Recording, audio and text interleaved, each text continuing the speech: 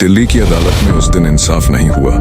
एक गैंगस्टर का आखिरी फैसला गोली ने सुनाया, जिसने कॉलेज से गैंगवार तक का सफर तय किया। उसे मारने कोर्ट में वकील बनकर दुश्मन घुसाए। ये कहानी है जितेंद्र गोगी की, वो लड़का जो छात्र राजनीति से चला था, बाद में दिल्ली का सबसे बड़ा गैंगस्टर बन गया और फिर कोर्ट में गोली से मिटा दिया गया। जेल में बैठकर हत्याएं करवाने वाला शख्स आखिरकार अपने ही दुश्मनों के सामने कानून की छांव में मारा गया।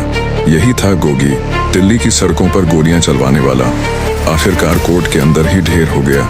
ये कहानी है जितेंद्र गोगी, एनसीआर के सबसे खतरनाक नाम की। जितेंद्र मान उर्फ गोगी का जन्म हुआ बाहरी दिल्ली के अलीपुर गांव में। सामान्य परिवार में जन्मा गोगी स्कूल में औसत छात्र था, लेकिन उसमें एक अजीब सा गुस्सा और बगावत का तेवर था। शुरुआती झगड़े स्कूल के बच्चों से, फिर कॉलेज में दबदबा, और धीरे धीरे नाम बन गया गोगी। पढ़ाई से ज्यादा उसका ध्यान रुतबा कमाने में था। कॉलेज चुनावों में हिस्सा लिया और यहीं से उसकी आपराधिक यात्रा शुरू हुई। गोगी ने दिल्ली यूनिवर्सिटी के चुनावों में हिंसक तौर तरीकों से दबदबा बनाना शुरू किया। हथियारों का प्रदर्शन, विरोधी छात्र नेताओं को धमकी और फिर पहली बार गोली चलाना, यह सब उसके लिए राजनीति का हिस्सा बन गया। उसी दौरान उसकी दुश्मनी शुरू हुई सुनील ताजपुरिया उर्फ टिल्लू ताजपुरिया से। दोनों अलग अलग छात्र गुटों से थे और एक दूसरे को खत्म करने की कसम खा चुके थे। 2010 के बाद गोगी ने कॉलेज छोड़ दिया, लेकिन राजनीति नहीं छोड़ी। अब वह बन गया था बाहरी दिल्ली का उभरता गैंगस्टर। झज्जर, रोहतक, बाहरी दिल्ली और गुरुग्राम में उसने अपनी गैंग तैयार की। वसूली, सुपारी किलिंग, जमीन कब्जा और सरकारी टेंडर, सब पर कब्जा करने की कोशिश। वहीं दूसरी तरफ टिल्लू का गैंग भी ताकतवर बनता जा रहा था। दोनों गैंग्स के बीच 20 से ज्यादा शूट आउट हुए, जिनमें निर्दोष लोग भी मारे गए। 2015 तक आते आते गोगी का नाम दिल्ली एनसीआर में एक ब्रांड बन चुका था। पुलिस की लिस्ट में मोस्ट वांटेड और लोकल पॉलिटिशियन की मीटिंग्स में अनऑफिशियल मेंबर।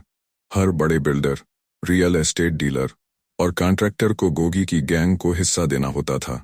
सोशल मीडिया पर उसके गुर्गे खुलेआम हथियारों के साथ फोटो डालते और लोग डर से उनकी प्रोफाइल तक देखने से कतराते थे। 2016 में दिल्ली पुलिस की स्पेशल सेल ने गोगी को हरियाणा से गिरफ्तार किया, लेकिन जेल में जाना उसके लिए रुकना नहीं था। बस ठिकाना बदल गया। तिहाड़ जेल से ही गोगी गैंग चलती रही। Call, video call, SIM cards और जेल कर्मियों को पैसे देकर मोबाइल फोन अंदर मंगवाना, सब कुछ चलता रहा। उसने जेल से बैठकर दुश्मनों की हत्याओं की प्लानिंग की और कारोबार को कंट्रोल किया। 2021 रोहिणी कोर्ट में पेशी के दौरान जब गोगी को पुलिस लेकर आई तो सब कुछ सामान्य लग रहा था, लेकिन दो नकली वकील कोर्टरूम में पहले से मौजूद थे। वे थे टिल्लू गैंग के शूटर्स। गोगी को पास से गोली मारी गई और दिल्ली की अंडरवर्ल्ड दुनिया का सबसे खतरनाक नाम वहीं खत्म हो गया। बदले में पुलिस ने शूटर्स को भी मौके पर मार गिराया। एक गैंगस्टर जिसने दिल्ली की सड़कों पर खून बहाया, खुद कानून की छांव में मारा गया। आज भी दिल्ली के कई इलाकों में गोगी गैंग सक्रिय है। उसके कुछ करीबी साथी अब लॉरेंस बिश्नोई गैंग में जा चुके हैं और कुछ ने खुद के गैंग बना लिए हैं। गोगी मर गया, लेकिन एनसीआर में उसका डर अब भी जिंदा है। उसकी कहानी एक ऐसे नौजवान की है जिसने ताकत की भूख में कानून, समाज और इंसानियत तीनों को रौंद दिया, और अंत में वही गोलियां उसे भी ले डूबी।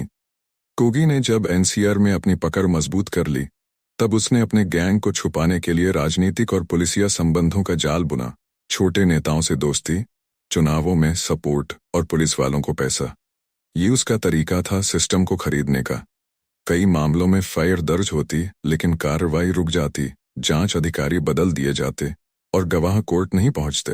ऐसा लगता जैसे पूरा सिस्टम उसकी जेब में था। यही कारण था कि दिल्ली पुलिस की स्पेशल सेल को भी उसके खिलाफ गुप्त ऑपरेशन चलाना पड़ा। गोगी की गैंग ने सोशल मीडिया को हथियार की तरह इस्तेमाल किया। फेसबुक और इंस्टाग्राम पर उसके गुर्गे हथियारों के साथ पोज देते, गाड़ियों की फोटो डालते और दुश्मनों को खुलेआम धमकी देते। कुछ पोस्ट तो ऐसे होते थे जैसे कोई फिल्मी पोस्टर हो, अब गिनती शुरू या सूचियों में नाम आने वाला है, जैसी लाइनें उनके डर का हिस्सा बन गईं। यह रणनीति नई पीढ़ी को प्रभावित करती और उन्हें गैंग में शामिल होने को आकर्षित करती। गोगी अब केवल अपराधी नहीं था, वह एक ब्रांड बन चुका था। गोगी और टिल्लू की दुश्मनी छात्र राजनीति से शुरू होकर गैंगस्टर इतिहास में दर्ज हो गई।